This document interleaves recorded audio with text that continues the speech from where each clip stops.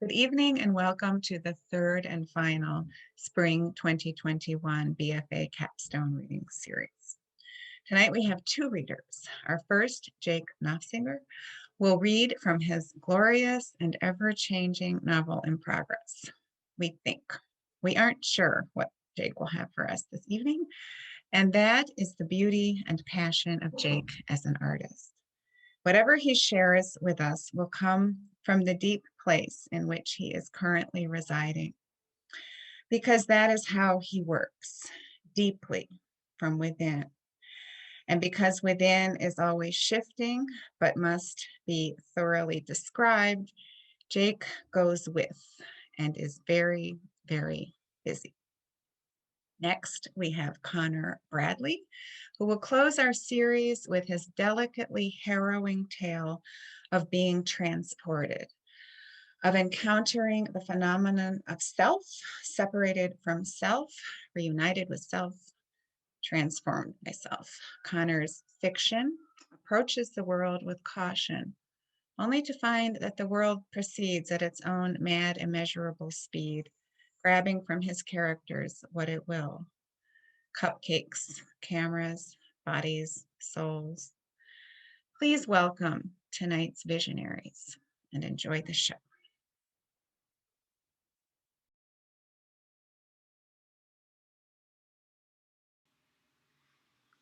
Hi, my name is Jacob Nofziger. Thank you all for taking the time to listen to me read tonight. I really do appreciate it. I'm going to try, I feel like just me as a person, I try to not do everything the same or normal. So I'm going to try to be a little different than other readings and maybe a little outside the box compared to some of the other stuff that's read. I would say the things that I'm most interested in life are art, literature, music, and fashion. And I really like to be able to incorporate any of that into my writing. And I think those elements all are kind of what inspired The Drug Lord's Wife, which is the story I'm going to be reading from tonight. I also really like to write from perspectives that I personally have never experienced. So, one of those being a woman, and then the other being a drug lord's partner. But I feel like every good writer can push themselves to research these characters and to be able to write respectfully from their point of view. And I've also been working on The Drug Lord's Wife for probably like 3 or 4 years now. I feel like I'm forever changing and tweaking it and just trying to make it a little bit better. So I feel like this piece has grown with me the most throughout my college career, and it kind of just made the most sense for me personally to read from it tonight. So I'm just going to start us off right with the beginning of the story. I'm going to be reading a few pieces, some like pretty big chunks from the story, and then I'll offer some little insights in between. So I'll stop talking, but here it is, The Drug Lord's Wife. I am awakened to a car's high-pitched honk, screeching at me and sunlight blinding me as I open my eyes. A tiny sliver of light is pouring through a crack in our black drapes. I brush my hair out and with my fingers and eventually stretch my arms above my head a bit while I wiggle my toes out underneath the heavy comforter. I've decided I can finally keep my eyes open, so I pick my phone up and see that it's just past noon. Thank God it's Saturday. Suddenly there is a knocking at the door. I give a little smile knowing it's my birthday today, and it's probably a delivery of a gift or something along those lines, maybe even a PR package. I slip my black slip robe on and head downstairs to the front foyer. I give a peek through the peephole and see a beautiful bouquet of pink roses, packaged tightly in a vase, just sitting in the morning air. I open the door and see the tail end of a delivery truck scurry off for other deliveries. Mercedes. I exasperate a little bit with a small smile. Luxury has specifications that one can pick up on over time. I bring the flowers in and set them on the entryway table, pushing magazines and candles out of the way. I quickly grab the small white envelope off the plastic holder in the bouquet and see in my mother's handwriting, "Today is for you. You are our sun, moon, and stars, Liz. Love, Mom and Dad." I smile, my eyes well a bit. I hurry back upstairs to grab my phone and shoot her a thank you text. My feet return to the cold hardwood floor of our bedroom. The fireplace is still lit and is illuminating only him, casting jolts of light against the shiny black floor, but zero heat. His dark brown locks jet in different directions, his eyelashes fanning out from his eyes, his jawline protruding above the dark fur blankets that encase his whole body. I grab my phone so I can photograph him in this moment. Click. I continue on to the bathroom, through the great walk-in closet, our closet. I drape my fingers against the handbags, Birkins, Kelly's, Chanel double flap here, Goyard trunk over there. The leather feels cold to the touch, but the fabrics give my fingertips ecstasy. Dior dresses and skirts, Balmain blazers, pearls on tweed, it's all here. Every day I wake up and am lucky enough to feel like I'm VIP shopping at a Neiman Marcus, but I am continuously reminded of the source of our riches. My husband Andre is also dressed head to toe in designer, but it's all just suits, belts, and watches to him though. I turn left out of the closet and into the bathroom. In the mirror, I see my hair is no longer loosely curled, but more straight falling down my back. My eye makeup is smudged all around my eyes, but I feel like I still have a pretty decent body for 36. My hips at least, maybe my tits are a bit lower, but my stomach is still pretty flat. I shrug, turn the water on, and connect my phone to Bluetooth. Beethoven's Symphony No. 9 silently plays as steam forms on the mirrors. I slide my robe off and push the glass doors open and enter as the hot water hits my skin, and my senses are immediately awakened. I turn around and let the water pellet my back, and I stand there for a few moments, just waking up and feeling the euphoria as the music and water pour over me. Even though I don't have anything to do today, I decide it's probably time to finish my shower routine. That, and I still worry about the water bill like I'm a broke college girl in my studio apartment. Things were so different back then. I was studying fashion and design in Paris, scrambling to finish my degree. I studied abroad mostly because I know I needed the change of scenery, but I was also too stressed from a young age. Maybe because I was working 2 jobs and trying to make ends meet, but I was on the verge of a genuine mental breakdown. I had well-to-do grandparents, my dad's parents, great marketing geniuses, but I couldn't ever figure out how to become them. How did they do it? How do I do it too? My grandma was gone, but I knew that she would want me to do this, despite my parents' disapproval about studying abroad. My mom's mom suffered a mental break about 10 years before her death, and my mother always looked sad whenever she spoke of those last 10 years. She said her mom was never really the same after it. Growing up in the Keys of Florida sounds lavish, but we really did not have much. I'm in no way, shape, or form trying to diminish my upbringing. I'm incredibly thankful for the childhood that I had and how hard my parents had to work to provide those nice things for me. I went to private schools, but while other kids were getting dropped off in a Jaguar or a Bentley, I was getting dropped off in a jalopy. My mom was a banker, dad was a CO. Worked hard, nice little house, close to the beach, just me, my brother, and my parents. I'd always go to this little French cafe in Sarasota. It was called C'est la vie. Clever, I know, right? It was such a different place in Florida. Felt different, foreign, fascinating, exciting. That's kind of how I like to think of myself. I always felt pretty pale compared to the other girls growing up in Florida. My long dark brunette hair would get blonde around the edges of my head, but it didn't get platinum like the other girls. I tried to fake tan, bleach my hair, etc., but it was never me. After a while, and I'd say a couple months before studying abroad in Paris, in college I slowly started finding out who I really was. I had recently lost my grandmother, who meant the world to me, and I was tired of trying to fit in where I always felt like I wasn't wanted. I'm a bit of a control freak, even with drugs or drinking. I would always partake, but I never liked to get too blackout or out of control. I would say I never felt the need to chase a dragon, in that sense of drug taking. but I definitely saw it in others around me. I needed this reckless decision to save me, and it did, but in a way that I had never pictured for myself. I was at a cafe one day, maybe after a month or two after moving to France, working on a blouse design with my Fashion Institute roommate, Sarah. Sarah was actually one of my best friends. We grew up streets away from each other and went to the same school, but we never really talked until we graduated high school and ended up at the same college. We decided to room together since we were both in the same major, so we both knew of the option to study abroad and decided to jump on it together. The cafe was less than a block away from our logement, so we found ourselves spending most of our studying before tests and classwork there. The workers came to know us, and they didn't mind the fabric scraps and dresses sprawled out on the tables. They'd even often walk over and see what we were doing. I met him, Andre, that day, and I instantly think we both felt the need for each other within our first interaction. He was a new barista there at the cafe, just started that day. I remember him wearing a really expensive watch, a Rolex. I jokingly asked him what he was doing, working at a cafe when he could afford such luxurious jewelry. Passed down from my grandfather, of course, was his response. I was never desperate for love. I often thought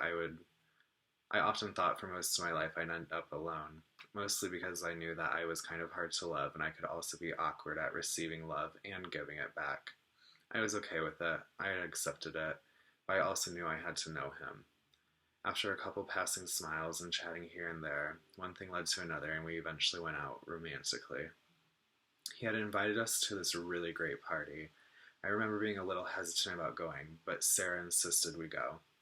She could be a bit more adventurous, where I could be hesitant, so sometimes we collided, but other times I thanked her afterwards for dragging me along. We were getting ready, and I had no idea what to wear. It was 2003, and all I can remember is that low-cut jeans, small shoulder bags, and pierced belly buttons were in. I remember wearing this little denim mini skirt with a nice jacquemus blouse and a little Fendi baguette bag. Do I look like I'm trying too hard? No, Liz, you look stunning. I remember those words, but looking back now, I'm not sure how anyone could look stunning in a denim skirt. We arrived at the party in a car he provided. We both felt so hoity-toity, but we didn't dare show it. What the hell, Liz? I know, but to be honest, I didn't really know how or why he could afford to spoil both of us with such an entrance.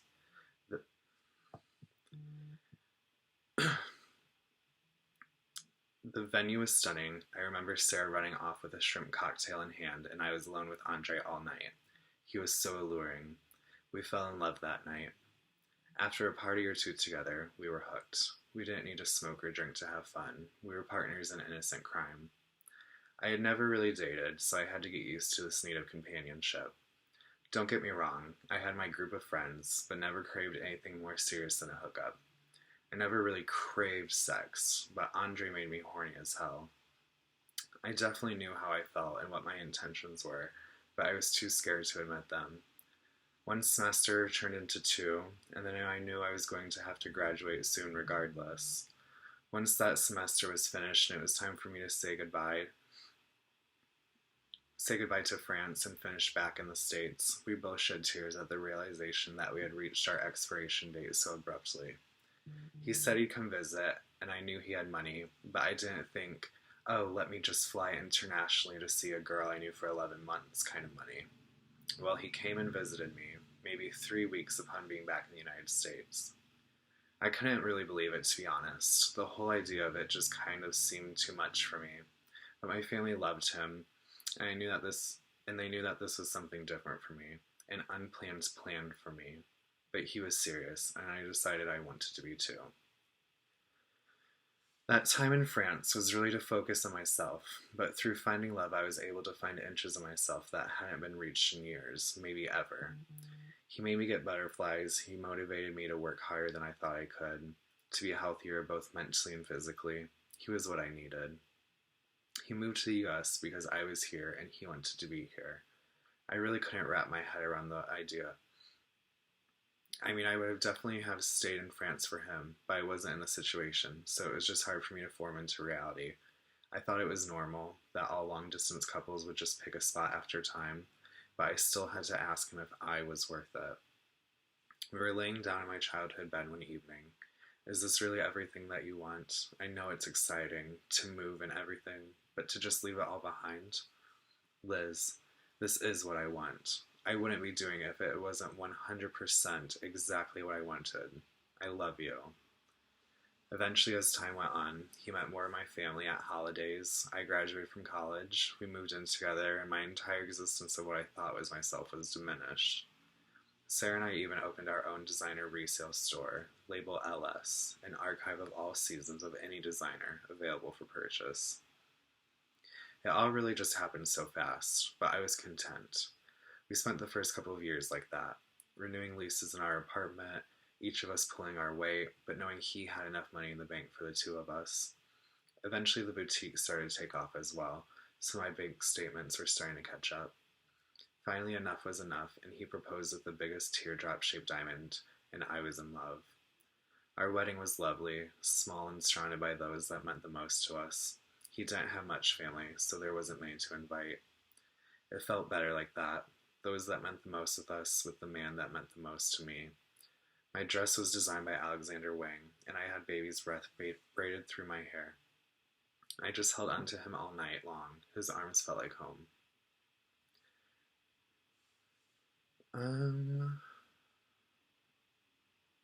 After the wedding, I assumed that couples started sharing everything, including financial situations, which was also a sticky situation with me, because I didn't want him to think that I was with him just for the money. We were already living together in Florida, where we also had the wedding, but we agreed a prenup would not be our route. After a drunken conversation one night during our honeymoon, I learned his real occupation and why he had this lavish lifestyle, and why coke was always so easy to get. I didn't mind drugs. I didn't mind trying new things, or at least just once.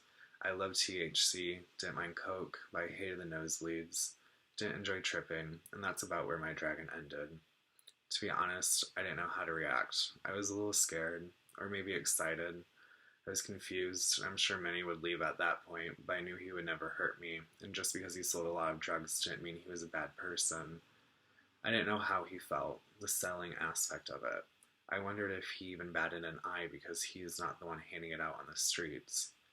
I suppose there's levels to this kind of thing, and I know that he is the hookup and doesn't have to get his hands dirty. Was I supposed to care? Part of me didn't really, but part of me did feel bad for the addicted ones that are providing us these riches. I don't think I'm supposed to think about it. It doesn't seem like he does. Part of me felt like I needed to run away again, honestly, but I knew he wouldn't let me. Not in a predatory way, but mostly because I don't think either of us could survive long without the other. He said I could leave him, but I wouldn't. I loved him, but I didn't fear him. He was still my home, my God, my foundation. I chose to join in, and I wasn't afraid of much. This did intimidate me, though. He told me he would never make me part of it. He told me he regrets it himself some days, but kind of like how your dad tells you not to smoke cigarettes because he regrets it every single day, but he still smokes a cigarette every single day. Eventually, I did become a part of it, whether he liked it or not, and we were good together. We worked quite amazingly. We both seemed innocent off first glance, just your typical low-key rich white couple in Chicago. We kept to ourselves, and one thing we learned to never discuss with friends was money. Later in life, I even slowly stopped discussing money with Andre, especially as more and more began to pour in. So that's where our story starts. We have Liz and Andre. And then I'm going to now read this next part. And I had a lot of different endings when I was working on this piece. As I had mentioned earlier, I've been working on it for quite a few years now. So it's had a lot of different endings, and I didn't really know which way I was going to go with it. But this is the ending that I decided to use for, we'll call it this copy of The Drug Lord's Wife for my thesis. So now I will begin to read the ending of that. Oh, also, just a little side note. It was Liz's birthday, and now Andre has surprised her with a birthday trip to Paris. Okay. Um, so we did. We flew to Paris that next day, Sunday. We got in pretty late, considering it's a long flight, but we were very thankful for a nonstop flight that made our trip roughly 8 hours instead of the usual 10 to 11. We arrived at our hotel, the Ritz, staying in the suite Coco Chanel, of course. She designed the room herself during her stays here. It was roughly $18,000 a night, but to stay in that room, sleep where she slept, it's almost orgasmic. The suite was my favorite to stay in ever since my first visit at the Ritz. It was very nice, actually, to be able to walk the same familiar, yet foreign streets throughout multiple phases of my life. To be in Paris, my first time studying abroad in my college years, to then our honeymoon because, of course, we had to go back to where he and I began, to then being here for multiple fashion weeks and runways. I always find new places to love wherever I go throughout life. Walking these same streets multiple times throughout life always brings a sense of familiarity but also keeps it lavishly exciting. The Ritz was always a lovely stay. The shopping is to die for. I always feel the need to visit where creators have stepped, so I have to visit the original Chanel flagship store in Paris on 31 Rue Cambon Road, where Coco Gabrielle Chanel lived in the apartment above and sold from the boutique below. As her success grew, she would often watch the fashion shows in this very same boutique, watching from the spiraling staircase with the matching mirrored wall. She walked these very floors. It's like being at a museum and seeing a Van Gogh or a Picasso, knowing that they touched that paintbrush that made those strokes. It's euphoric. You can feel Frida's sorrow if you look close enough. It's the small details that we must pick up on in life. My birthday celebration was everything that I could have ever wanted out of Paris. We went shopping and did everything else that we could do while we were there. Stopping at Hermes, and I was offered a beautiful Birkin 35 in Togo leather with gold hardware, an ultimate cult classic. Of course, then taking a little stroll past Chanel again and picking up a double flap in caviar leather, also with gold hardware, also a classic. We were being offered cappuccinos in Dior when I noticed him staring at me. I quickly brushed my long strands of hair out of my face. "What?" I asked while smiling. He smiled back at me. "Nothing, nothing at all. You were just stunning. Wouldn't you let me buy you something, though?" I chuckled and smiled a bit. "I work hard and these are for me, not you. Do you want a shiny new bag?" He then starts laughing. "I just meant I'd like to treat you." It was a nice gesture, and he always bought me things, nice things. I'm assuming they were my push presents without the push, or maybe he just liked to buy me pretty things like how I like to buy myself pretty things. I guess it feels weird when it isn't a present, like, oh, here's another girl who probably doesn't work with her rich husband buying her another designer bag. I'm sure the sales associates think. Sometimes it could also just be too much from him, and I would have to tell him that it was okay to back off a little. I could afford things I wanted myself too. Well, if I see anything I like, I'll let you know. There was something that caught my eye a while back. I saw baby Gucci in the window. It made me stop, not physically, but in my head. Did I want a child, someone to carry on this legacy and gain both of our weird quirks in the process? I decided not to bring it up, at least not here on this vacation.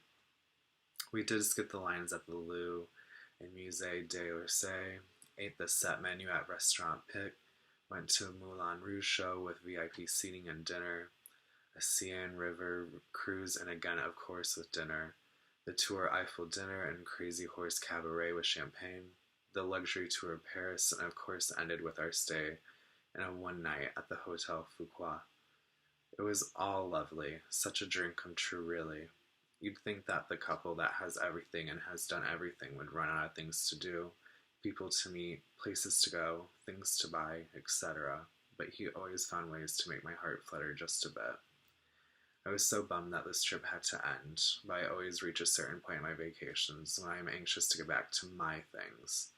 I want my bed, my bags, my dogs. I miss my day today, even the boutique.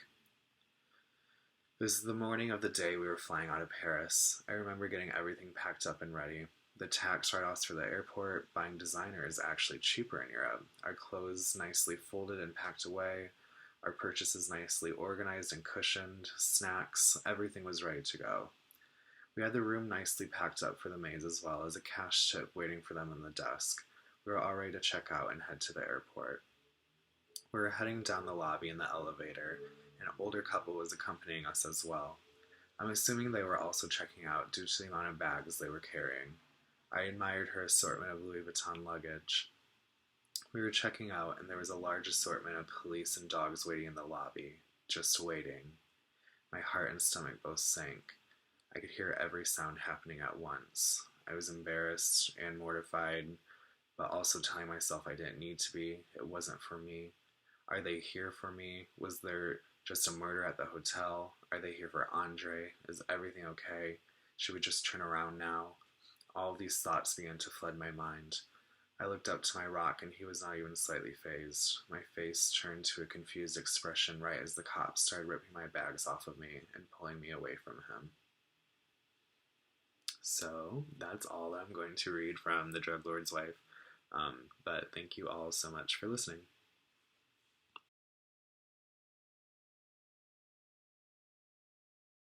Hello everyone, I'm Connor Bradley, and tonight I'll be reading a short SF fiction piece titled Welcome to Parallax. I hope you all enjoy it. Welcome to Parallax, home to the most cutting-edge virtual and augmented reality development team on the planet. We hope you enjoy your visit. Parallax, enjoy life from a different perspective. The screen above the check-in desk transitioned from the welcome video to a looping animation of a 3D model of the Parallax company logo. Hello, I said to the man at the check-in desk. I'm here to try the PVR. He looked up from his computer. Are you a sweepstakes winner? Yeah, Harold Wilson. Okay, I'll need to see some photo identification. I reached into my pocket and grabbed my student ID from my wallet. Will this work? I asked, handing it to him. He frowned as he looked it over. He paused for a moment. Sure, I guess this'll work. Let me get you checked in. He typed on his computer for a bit before silently returning my ID. There was a whirring sound to my left as a small machine printed out a visitor ID. He slid the paper ID into a plastic sleeve with a clip and handed it to me. Here you are. Please take a seat.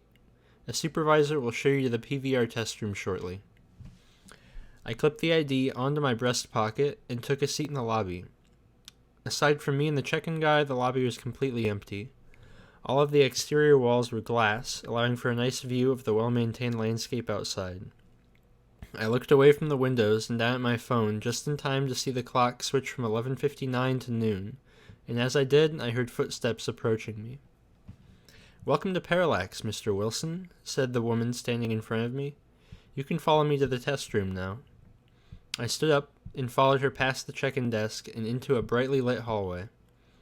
So, how is it working at Parallax? I asked the woman. She didn't reply. She didn't even seem to react to my question at all. I was only a few paces behind her, so she definitely heard me. I considered asking again, but I lost interest in making small talk and followed in silence.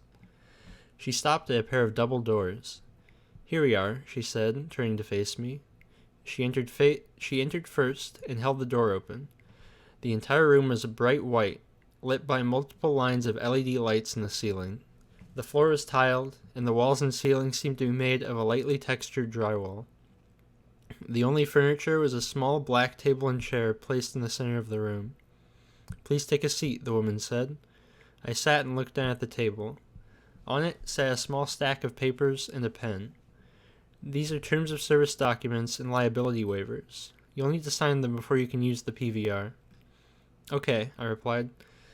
I'll be back to collect these when you're done, she said, before exiting the room. I picked up a pen and started reading over the documents, but gave up pretty quickly. I flipped through the pages, checked all the checkboxes, signed where I needed to, and set the pen back down. A few moments later, the woman returned, followed by 4 additional Parallax employees. 2 of the employees remained in the entryway to hold the doors open, while the other two entered the room and approached the table on opposite sides. The woman approached and grabbed the documents. "I'll file these away and return to set you up with the PVR shortly," she said. She left the room, and the two employees flanking the table picked it up and carried it out of the room. The two holding the doors followed them into the hallway, closing the doors behind them and leaving me alone.